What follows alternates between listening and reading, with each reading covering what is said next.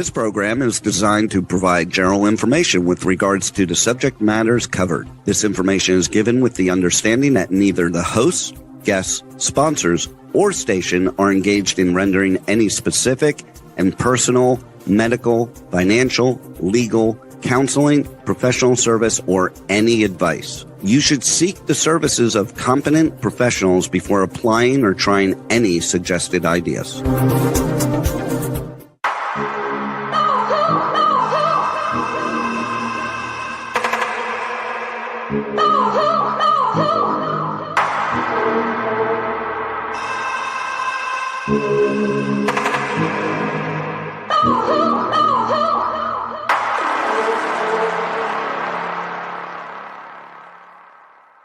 Good morning, true seekers and true crime junkies. Welcome back to another episode of Hit the Road Jack, Finding the Zodiac. I'd like to welcome to the show today Nolan Del Campo. Good morning, everybody. Good morning. And Harriet Suchet. And I'll say good morning, everybody, too. It's so good to hear from you. Every day is a blessing. I tell you what, Harriet, after what you've been through. Oh, my goodness. Yeah, I'm one-handed again, so my right hand has got an IV thing in it. Anyways, let's continue with the show, because it's still a great week. Yeah. Okay, well, I guess we can just climb right on into it. I actually had some interesting news I wanted to share first. I just found out that a girlfriend of mine who was facing a liver transplant had a MELD score of 40, which if you don't know what a MELD score is, it relates to your liver toxicity, its ability to filter toxins and poisons out of your body. And basically she had nearly died, basically, in my mind. Seeing her, I thought without a liver transplant, she was going to pass away. But I have followed the path and the line of healthy food and eating food that eats what it's supposed to eat, not what we farm feed it. Pasture raised, grass fed, all organic, natural, the best sources of food that you could possibly have. And my girlfriend finally took the concept within the last couple months and decided to strictly eat the Dr. Gundry plant paradox diet, in which case her MELD score had come from 40 down to 22. Now, healthy livers are 7 and below. So she's still about 15 points away from being back in a healthy state. But here's to livers being able to heal and kidneys being able to heal as long as you're providing your body with the right food source. So I like to promote Dr. Gundry as much as I possibly can in efforts to show, America as a whole that majority of the food that's on our store shelves are really causing us the issues, the medical headaches and all of the diseases and disorders that we're facing. So that's the first miracle I've seen come from Dr. Gundry's book. So I really just wanted to kind of share that with people. She's actually afraid now they're going to take her off the transplant list because her numbers are so low. But to me, that seems like a good thing, not to have to suffer a surgery on top of, getting well, because that could also set her back as well. I mean, going under the knife, that's a stress on the body. The medications that's going to take for her body to adapt to a strange liver, all of the things that could cause complications in the long run as well, when if she can simply heal her body through the natural act of eating food that is good for your body is probably the best way to do anything. Anyways, yay, Dr. Gundry. It's a great story. It is. I'm so excited. What's that? If it works, as the saying goes, if it ain't broke, don't fix it. So, well, the problem is she, and I've been telling her for quite some time. So she's had liver issues for over a year and a half. They diagnosed it as Gilbert syndrome. My daughter has the same thing. Her children have been diagnosed with it because she has it and her husband has it. The kids are now carriers of it, which means that their livers do not process. So I started to wonder whether or not that diagnosis was just something that they've used to label an issue, which is really food related versus versus figuring out what it is. Let's just throw some drugs at it. We know Western medicine is great for that. So I was interested in seeing this actively work on somebody because everybody wants to fight me on it. I don't have the money for that kind of food. Well, you don't really have the money for anything else if you're not alive and well enough to do anything with it, right? Stay alive first, and then you don't have the. Stay alive first. Like, I was gonna. Oh, April 1st? No, I'm sorry. Yeah. No, if you, I think the argument is if you think you can't try to scramble to afford, if that's the case for her or anybody in that position, if you can't scramble to afford the foods, just think what's happened with the liver transplant. And, your insurance doesn't pay for all of it, and you're trying to scramble to pay for all that. Exactly. Yeah. Medical costs seem to be, we pay more in medical costs than we pay for our food in the United States. Whereas in China, they pay more for their food than they do for their medical costs. So that's kind of living proof right there that based on what you're collectively eating and putting into your body really determines how much time you're going to spend in the hospital or being affected by diseases and disorders that are going to cost you that kind of money. So we're just a little bit backwards here. Yes, they do. Yes, they do. Oh, I was really kind of excited to hear that they're trying to stop the advertisements of Big Pharma on TV. Have you guys heard about that? No, I have not. We get free cable where I'm at, and it's every other commercial. It's disgusting. Well, we're not going to name the products. Right. And, I like the side effects of all those drugs. That's what's even scarier. Like, try to sell that to me because diarrhea is like the number one reason I'm not going to take something.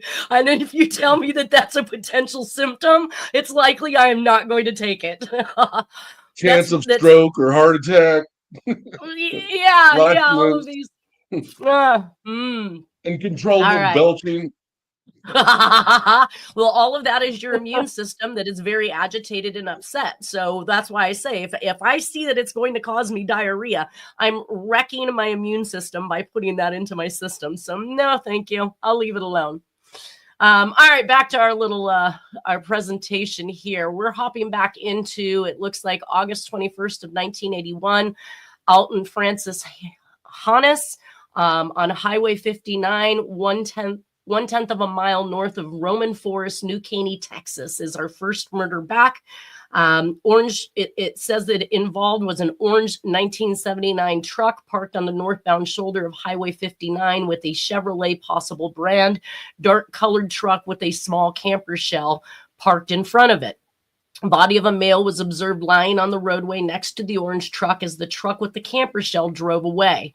Now, we know that Jack drove a blue truck with a camper shell in circa 75, 76. I don't know how long he had that particular truck, but interesting that they are commenting on a dark colored truck with a small camper shell. It shows that the individual was shot multiple times during what appeared to be a robbery. I don't know why I equated this to a long time Jack method other than the fact that Dennis believed that Jack was robbing victims and taking their jewelry or so forth to Nevada, selling it or melting it down and selling it. Is that your recollection, Harriet? Yeah, I believe that was a few of his stories when he would talk about the Zodiac, when he lived in Lower Lake. So that was at his timing. He would say, I'm only going to do the cases when I decide to talk about it, which was often. Okay. Gotcha. I think the robberies were incidental to the killing. Right. And a lot of times he would do things to make it look like a robbery. But well, he would also take. Yeah, go ahead. No, go ahead. Yeah, just like he would take things from one crime scene and leave them at the next crime scene as links to show the trail, just to mess with the cops and whatnot. Right.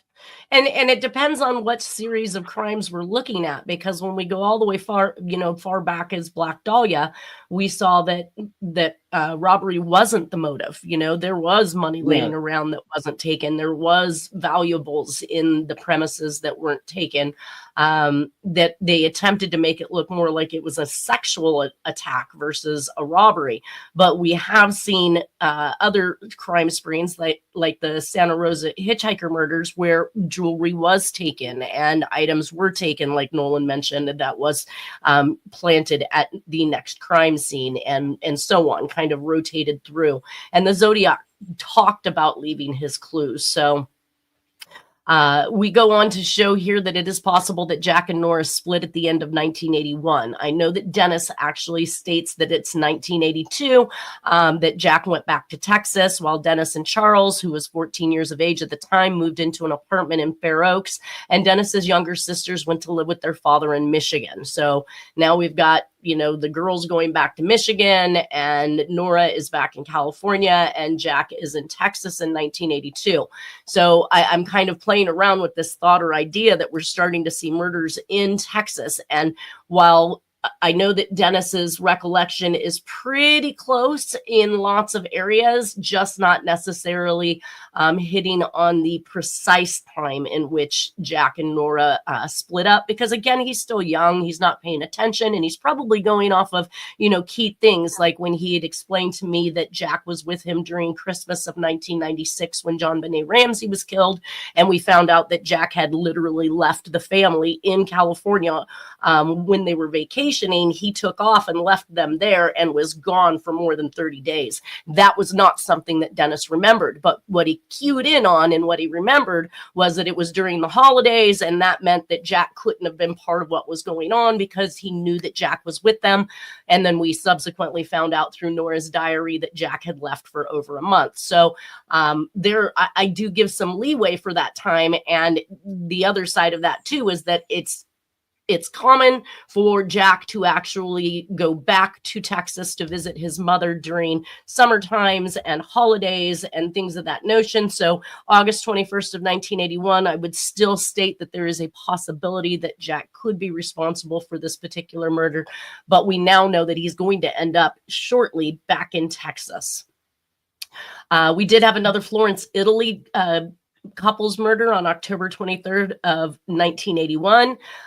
Baldi and Cambi, it says. So Stefano Baldi and Susanna Cambi on 23rd of October 1981. Workman Stefano Baldi, 26 years of age, and telephonist Susanna Cambi, 24, who were engaged, were shot and stabbed in a park in the vicinity of Calanzano. Cambi's public area was cut out. Oh, that got interesting all of a sudden. So the female's pubic area was cut out like Danuccio's. An anonymous caller phoned Cambi's mother the morning of the murder to talk to her about her daughter. A few days before the murder, Susanna had told her mother that somebody was tormenting her and even chasing her by car. All right, well, yeah, well, that just led me right back to Black Dahlia, which is interesting that I decided I would even delve back into that particular statement as we climbed into this today. But cutting of the pubic area is basically what we saw with Black Dahlia. Right. And Black Dahlia didn't occur in a vacuum. There were several other young women killed around the same time. And back to the relation back theory, a lot of the locations where the murders took place and the names of the victims related back to certain things that happened with the Chicago murders, or the lipstick. Is that what they were called? The lipstick murders? Correct. Yes. And there's a lot of links between the murders around the Black Dahlia era and the ones that occurred just prior to that in Chicago. 100%. And I didn't actually read, obviously, this, and this is the first time we've seen several of these Florence, Italy couples murders. Now they're saying like Danuccio's. So I'm going to have to go back and look at Danuccio because I don't recall seeing that the pubic area was cut.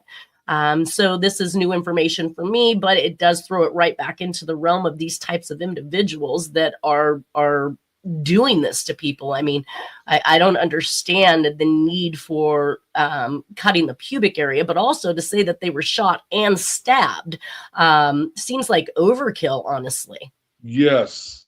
See, a really, really This sounds sadistic a lot. person did that. Or people. Right.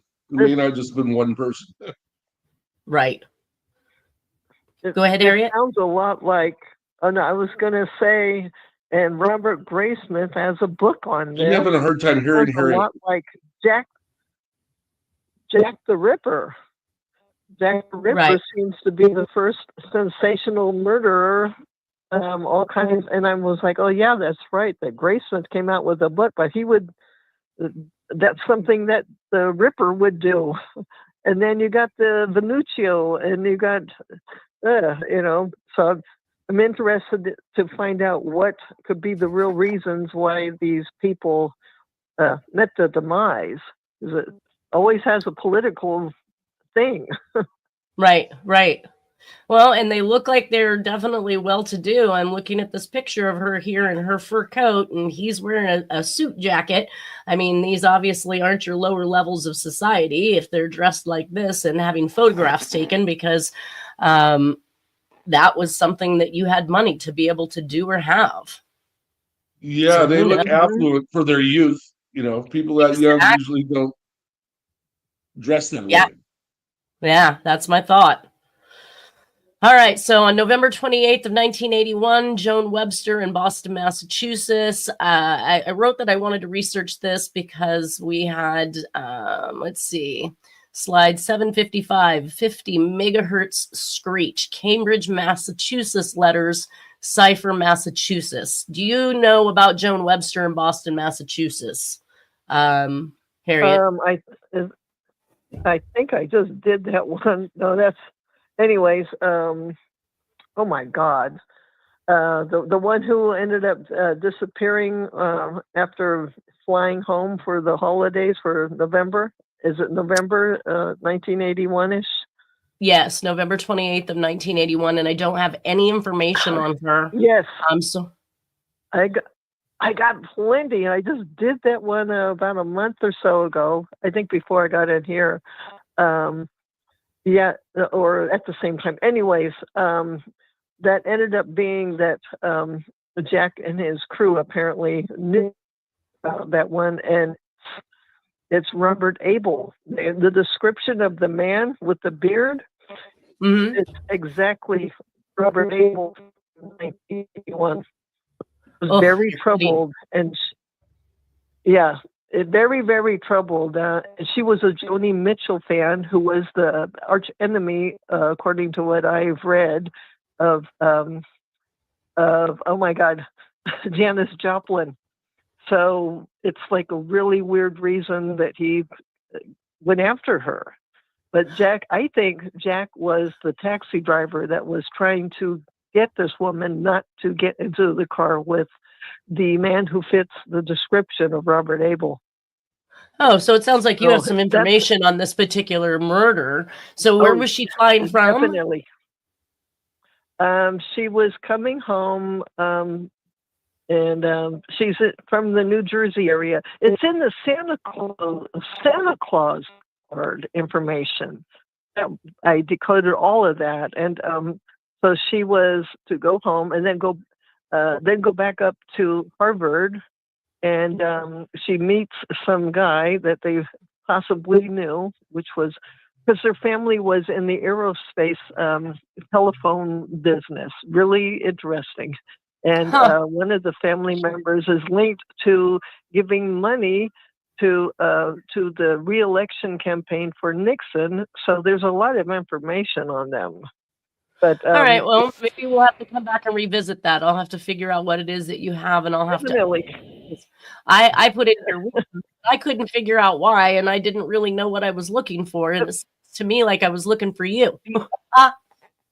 He's connected. He's definitely connected. Jack has plenty of information on that, and put that through in that Santa Claus card.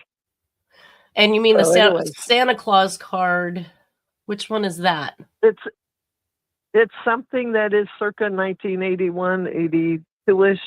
and it's called the Santa Claus car that went into an envelope with a zillion stamps on it. And I said, I know this system.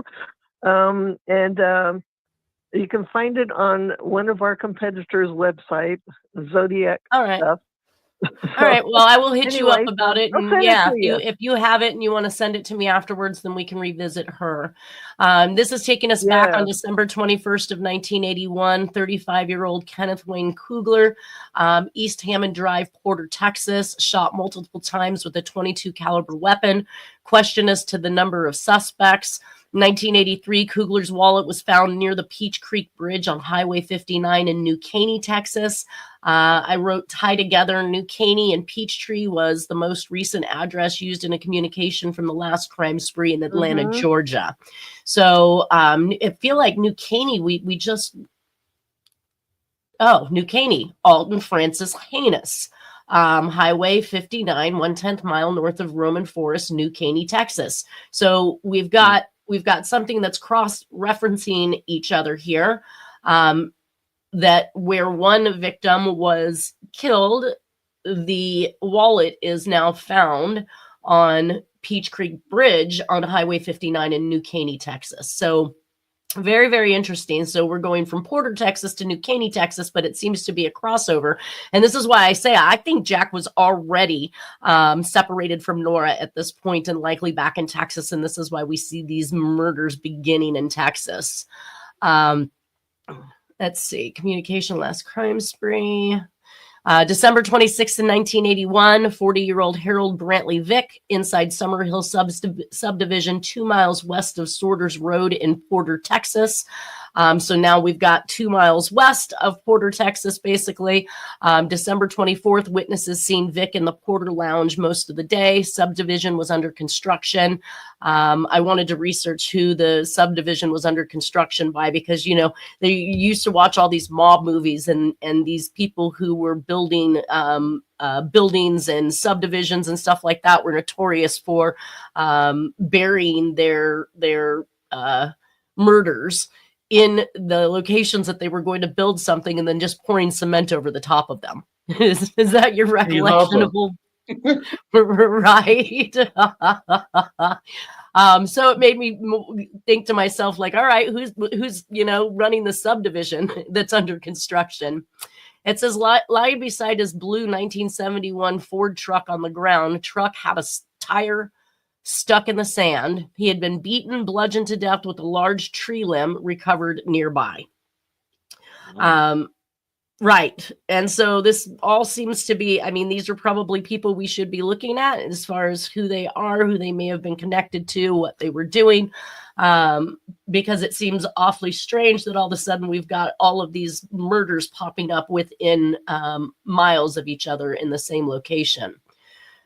On January 8th of 1982, 54-year-old Robert and 38-year-old Janet Gedho, 25 Huntsman Horn, The Woodlands, Texas. Robert was shot upon entry and wife chased to the second-story deck and shot. Business dealings with several people had failed. Again, something I think that needed to be researched because if you had business dealings with several people that had failed, you likely were in with the mob and they wanted you dead if you can't pay them back, right? Yeah, they always wanted their 2% or more. Was that all they asked for? I felt like it was like 50%. Well, if that's what I'm saying, 2% or more. So 2%, and then maybe your daughter or the house, or I think it still happens today. They just don't talk about it. It's pretty unscrupulous. Right. Well, on March 16th of 1982, we have Elaine Goss that's murdered in a Maryland home, second wife. In Texas. So Goss is the second wife to have been shot. First wife, Goss loses in the same home, in the Maryland home. So did you have anything on Elaine Goss? No, but I got plenty on the Texas I-45 killer victims, and we can just keep going. But you're bringing up some victims that need to be looked into for me. So yeah, evidently, all in the Texas area. When we know Jack, or at least Dennis, has already indicated that Jack has left Nora, or Nora has left Jack, and Jack has gone back to Texas. Now, of course, we can see pictures of Jack here in Texas with his sister and with his mother. The actual date on the back of this, then when it was printed, was April of 82. So that we know that at least by this point in time, by April of 82, or previous to April of 82, because who knows when he actively, had the film produced, he is seen here.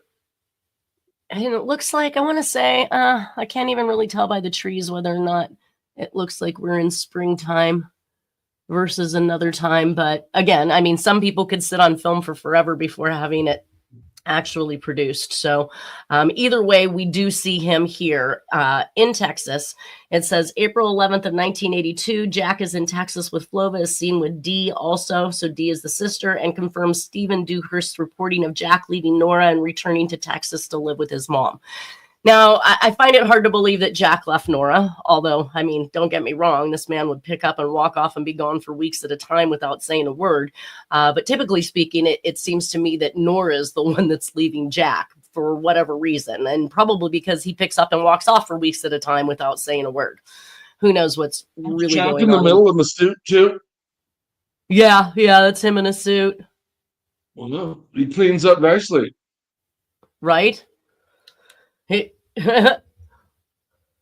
trying to see if I could see him now. I don't see him wearing a gun or anything like that, but yeah, he definitely is in Texas, based on all of the information given by family members, and of course now by pictures itself. So April 12th of 1982, James Alvin Gorey, 9,000 block of I-45 at Tamina Road, Conroe, Texas. It's a drive-by shooting while the victim was at the place of employment. I don't have much more information on him than that. June 19th of 1982, Antonella Migliorini and Paolo Minardi, Florence, Italy, another set of couples murders. On 19th of June, 1982, mechanic Paolo Minardi, 22, and dressmaker Antonella Migliorini, 20, were shot to death just after having sex in Maynard's car on a provincial road in Montespertoli. I'm getting a tongue workout today. This time, the killer did not have the time to mutilate the female victim, as the road was relatively busy. Several passing motorists had seen the car parked at the side of the road after its interior light had turned on. Minardi was still alive when found, but died some hours later in the hospital due to serious injuries. Minardi is believed to have heard or seen the killer approaching and attempted to drive away, only to lose control of his car and drive into a ditch on the other side of the road. Another reconstruction of the events suggests that after shooting the couple, the killer drove Minardi's car for a few meters to hide the vehicle and the bodies in a woodland area nearby, only to lose control of the car and abandon it in the ditch, where it was discovered by motorists only a few minutes later. That would be interesting if the killer not only shot them, but then tried to hop in their car, drive it away, and then has to make it back to his vehicle or wherever it is that he is. It seems odd. Maybe the first story was true, that Minardi tried to escape being shot while he was being attacked and drove off. He was too badly wounded and lost control of the car. Yeah. July 1st of 1982, 22-year-old Tamara Ellen McCurry disappeared in Galveston, last seen getting into a yellow or orange van. So again, I want everybody to remember that we're now literally almost through an entire year. So we're in July of 1982. We saw the murders pick up in October, November of 81. We have reports that Jack is not in California anymore, that he is in Texas. We're not seeing any murders in California. We're just seeing murders in Texas at this point, where Jack is purportedly known to be. August 17th of 1982, Hirsch Friedman car bombing. So the Atlanta attorney, I wanted to research. This is an Atlanta attorney.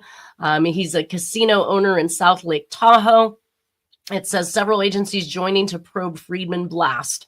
So I have quite the article here on this. It says a task force of investigators from the Georgia Bureau of Investigation, the Fulton County Police Department, and possibly from several other agencies will be formed to probe the car bombing that seriously injured Atlanta lawyer Hirsch Friedman, according to GBI and Fulton police office officials.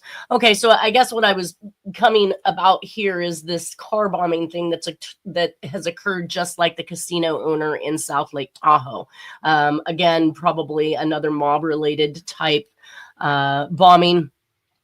It says GBI Director Phil Peters said the task force, expected to include about 10 investigators, is still being organized, but may involve personnel from the Atlanta Police Bureau, the Fulton County District Attorney's Office, and the Federal Bureau of Alcohol, Tobacco, and Firearms. So the reason why I brought this one up is because, not that I thought Jack might have been involved with it, but this was a relation to what was going on in Atlanta, Georgia, with all of the parents of the victims of the Atlanta, Georgia child killer cases.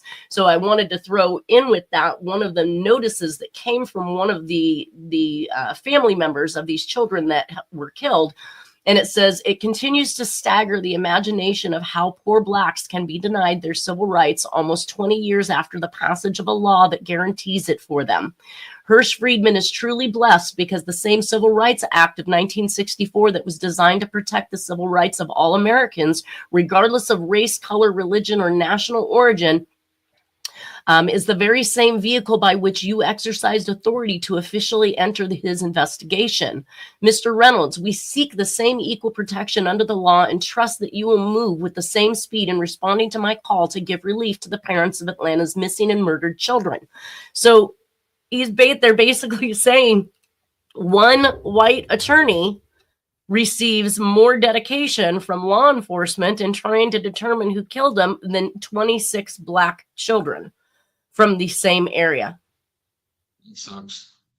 Yeah, it's pretty much one of the most disgusting things I think I've ever had to read aloud.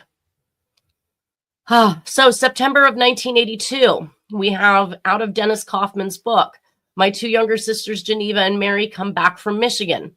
The apartment that we were living in was too small for all of us, so we rented a 3-bedroom house in North Highlands. November of 1982, it says, Jack comes back from Texas and moves back in.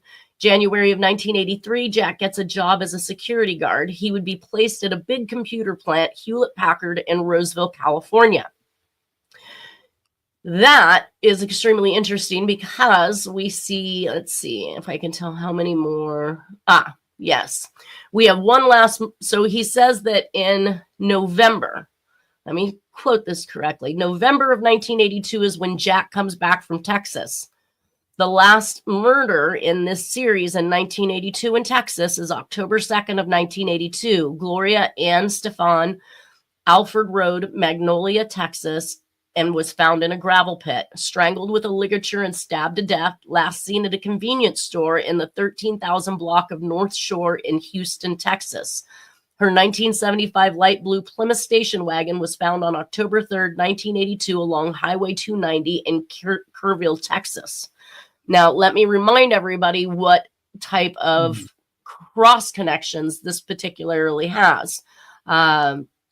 If we go all the way back as far as Black Dahlia, we had what they called the Magnolia murders. This is happening in Magnolia, Texas. Whether or not that was meant to be some type of a cross connection or not, the gravel pit is definitely something that we have seen in many of the murders that are, when I think about gravel pits, I think about, again, mob, a place to bury a body, many of the murders and drop points for lots of victims.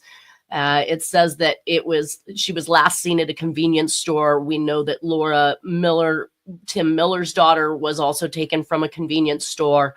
Again, this is out of the Houston area in Texas, and this vehicle being moved to Highway 290 in Kerrville, Texas. It's something very similar to lots of the murders that we saw in the Black Dahlia realm and many more, where the suspect, if we went all the way back to Texarkana, phantom murders, we'd see the same thing. There, the killer had actually taken the vehicle and moved it to another location a few miles away, which means he had to ultimately find his way back to wherever his first starting point was as well.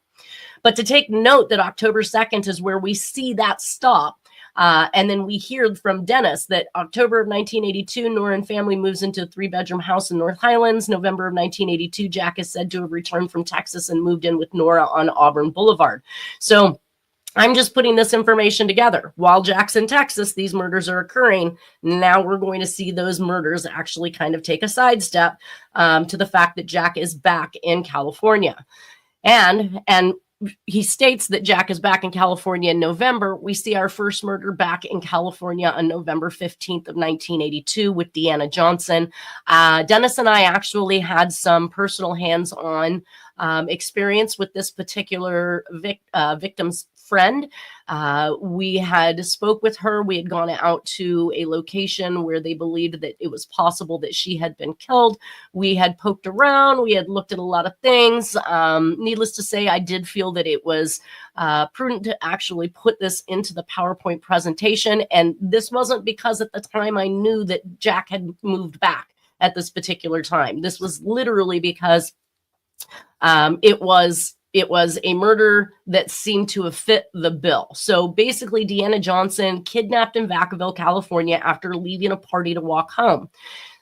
She had blunt force trauma to the head. She was found near railroad tracks on Elmira Road, close to Travis Air Force Base. She was wrapped in a sleeping bag. And this particular murder was one that I could clock on the murder map from Sandy Betts. So a couple things. Railroad tracks have played huge into these crimes. If you've not heard all of the different drop-offs and locations, blunt force trauma is definitely something we know. Wrapped in a sleeping bag, obviously to conceal the body for as long as possible. But again, Jack is back in California, and we see our first murder in over a year in California. 1983 to 1990, Jack and Nora are living in Roseville, California on Kirby Way. Jack gets a job with Hewlett Packard as a security guard. Per Dennis's book, Nora calls Jack's work, and his boss said he went home early. Jack finally arrived home, and when questioned, Jack tells Nora he had to work late. Nora knew he was lying, but thought he might be cheating when he could have been killing. And that caused a fight. So I think that, again, we just got done talking about how Jack could up and, disappear and be gone. He obviously has no problem with lying. Usually he just says, peace, I'm going to go get some cigarettes, and just doesn't even come back. So to find out that he is literally not telling the truth to Nora when he is supposed to be working is insane. But even more so, he's gotten this job after actually, I think we're actually going to come up to it next. So before I say it, yeah, 1982 to 1985. This is Dennis Kaufman's book once again.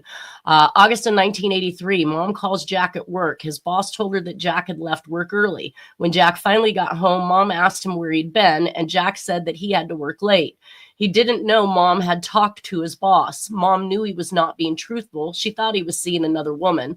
Looking back at this situation, Jack may still have been killing or planning to. He could have used this security uniform to gain trust in potential victims. Just a little while after Jack came home, him and Mom were fighting. My sister's boyfriend and I were in the bedroom while this was going on. We didn't want to be in the same room. Mom started screaming for help, so Chuck and I rushed in the living room. Jack had his hands around her neck, and when he saw us, he ran in the kitchen. We were making sure Mom was not hurt while Jack was in the kitchen, and we looked up, and Jack has a pan of boiling water. Jack flung the hot water towards us, and I managed to dodge the water, but Chuck was not.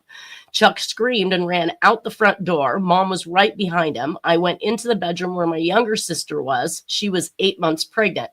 While I was in the bedroom with Mary, I heard Jack say, "Let's see who is brave now." I knew at that point that he had gotten his gun. I ripped the screen out of the window and helped my sister outside. I had just made it out when the bedroom door opened. It was Jack, and he was pointing his gun. If anybody would have been inside, I believe he would have shot them.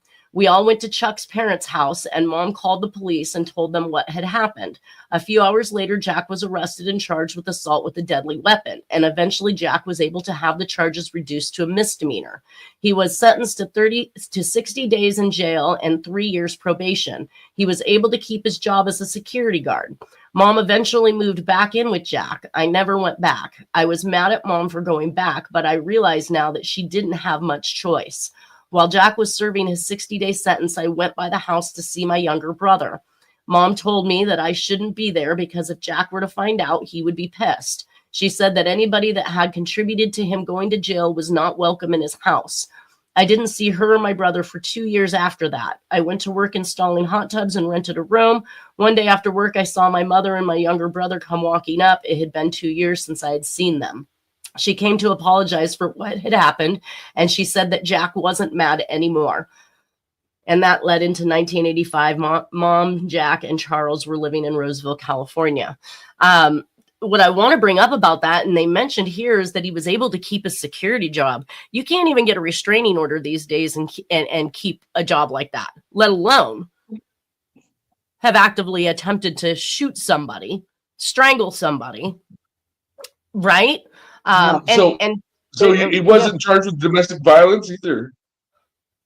Well, he was charged with assault with a deadly weapon, right? But then But nothing for choking her. Right? And that's reduced to a misdemeanor? Like, you pull a gun on somebody and that's reduced to a misdemeanor. This is the boiling luckiest water man. a couple kids. What's that? And fling hot boiling water at a couple kids. Right? I don't even understand how he is so lucky with law that is even a thing. Well, Nixon was still alive. What's that? Manson was real lucky with the law too. Right? I'm saying Nixon was still alive, and I'm seeing a lot of these decoded missive going well into the 80s. He's no longer working for the USA government, so to speak. He's working for the Holy See. So, a lot of things going on there. But you brought about Hewlett Packard. I believe they're very well connected to NASA. They did a lot with the computers. So that could be the solid reason why they said, we got to keep this guy as a security guard. It's just strange, the politics. So, so I read that a little bit ahead of time, but we'll come back to it because I do have some information in here. All right. So it looks like I have some FBI FOIA file information that I had entered in here. It looks like this is a follow-up to my letter to you of October 27th. This is a letter that has gone to Quantico, Virginia. I am not sure who, because they've redacted who, but it does mention the UPI story obtained by computer from the source reported the adding of 2 victims' names, making a total of some 21. So he's discussing the Green River case and the possibility of how it cross-connects with the Zodiac killing cases, noting that this is a similarity between the Rosicrucian cross and rose symbol worn by Crowley and Zodiac's crossed circle astrological symbol. Now, I know that the Rosicrucian was something that Stephen Dewhurst tried to pick up on in his book, right, Harriet? Yeah, and somewhere in that is the Roman Catholic Church and the long history. So when you bring up about Rosicrucians, I think the ancient history of what led to so many things and the crosses, so much. Okay. But do you really think that has anything to do with the Zodiac's crosshair symbol? I mean, honestly, I don't see the connection. No, I think it's a coincidence. But there's a lot of stuff about the Rosicrucians in the books on the RFK assassination, and Sirhan Sirhan had some affiliation with really? LA area Rosicrucians. Yeah. I want to say the guy from JPL Laboratories. Jet Propulsion Laboratories, The guy that Yes. started it. He was actually second in command to Aleister Crowley, but they had affiliations with Rosicrucians as well. He's working Jack on jet Parsons was his propulsions name. while working with a cultist. Yes, hold up. yes, yeah. Well, he experimented heavily in black magic. Jack Parsons is his name. Really, I would Google it. He's a very fascinating figure. He was a rocket scientist. He started, and everyone thinks JPL doesn't stand for jet propulsion because they were working on rocket propulsion, not jet propulsion. They think it stands for Jack Parsons Laboratory. So, fascinating individual. And so Jack Died in an Parsons explosion at his house. Really? In Pasadena. Yeah. Pasadena, California? Yeah. Wow. Well, so maybe there is some type of tie in here. I think that the reason why Stephen Dewhurst had mentioned Rosicrucian is that he thought the symbol on a ball cap that was found in a picture or in an unprocessed film that Jack had, he believed was a Rosicrucian symbol. But when I read it, it looked to me to be University of Las Vegas Rebels. So I was kind of, I was a little off on that one as far as what his belief was. I would have to go back to his book to see what it was that he thought Rosicrucians were involved with, but he has somehow linked Rosicrucian just like this individual has back in 1983. See another one, December 23rd of 1983. It says, "Dear Sir, the timing of the disappearance of a possible Green River killer victim, Kimmy Kai Pitzer, aka Reichs, 16 of Bellevue, Washington, possibly could fit the Zodiac pattern. She reportedly was last seen in Seattle." So I think that we've cleared this now, obviously, knowing that the Green River Killer has been caught. It does not mean that they are not part of a group and that there weren't multiple people involved. Just there's obviously some heavy connections or cross connections that can be made between these crimes and murder sprees. Let's see. Dear Sir, so December 30th of 1983, the decapitation and mutilation of a young woman, including attempted removal of her heart in a ritual homicide near San Francisco's Golden Gate Bridge this week, certainly smacks of the Zodiac. So do we know who this one is, Harriet? No, but it's probably out there for me, but I know Robert Abel had a tie to the Bay Area briefly. Yeah. Through some of his people that were connected at Stanford. So it's just that's a slight possibility. He was that macabre. He would be butchering people, taking off hands, everything. So we don't want in case people are eating. So my numbers are out of okay, and my FOIA files are out of order here. So I'm showing a communication for December 30th of 1983. It means we're likely about to come up on this actual murder because it seems that this is chronologically out of order. Let's see. Dewhurst believes January of 1983, Jack is said to begin a lengthy career with Hewlett Packard in Roseville, California as a sergeant on the security team contracted through Pinkerton Security. This is the first real job Jack has had for quite some time. January 15th of 1983, 70-year-old Lee Leslie and 57-year-old Raymond Mitchell on the 27,000 block of Dry Creek, Magnolia, Texas. Both men had been known to meet other men in the Houston area and welcome them to visit in Magnolia. Lee in the closet of the northeast bedroom and Mitchell in the closet of the southeast bedroom. Both had been beaten and stabbed to death. Lee's maroon 1978 Pontiac was missing. Car found February 8, 1983 in the 1900 block of Indiana Street in Houston. And January 20th of 1983, FBI receives word from a psychic that the Atlanta, Georgia murders are related to the recent Tampa, Florida murders, which the FBI found did occur. I noted I was going to need to research that, so we're going to end that here because we're down to our last few seconds. Is there anything that either of you would like to comment on? Yes. Wasn't Elizabeth Short buried in Oakland? I believe her father Yes. was from Oakland, right, Harriet? Yeah, she was buried in Oakland. Yep. Yeah, because I mean, she died in L.A. She lived in L.A. Originally, she was from Illinois. It just seems Right. odd, but I guess if her father lived there, that would be the reason. Her father worked for some type of a naval installation, right? Making torpedoes or I think Mare Island. Mare Mare Island, Island. I think. Naval That's the shipyard. Vallejo Okay. area. Huh. Yeah, so no, Right. yeah, Mare Island area. Yeah, so we're in the right area. You're absolutely correct. It's Zodiac territory. Exactly.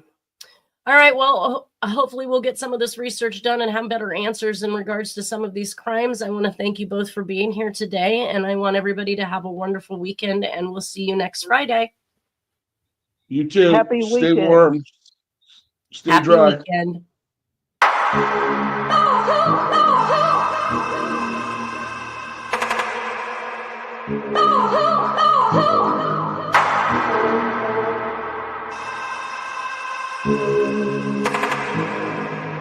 Oh,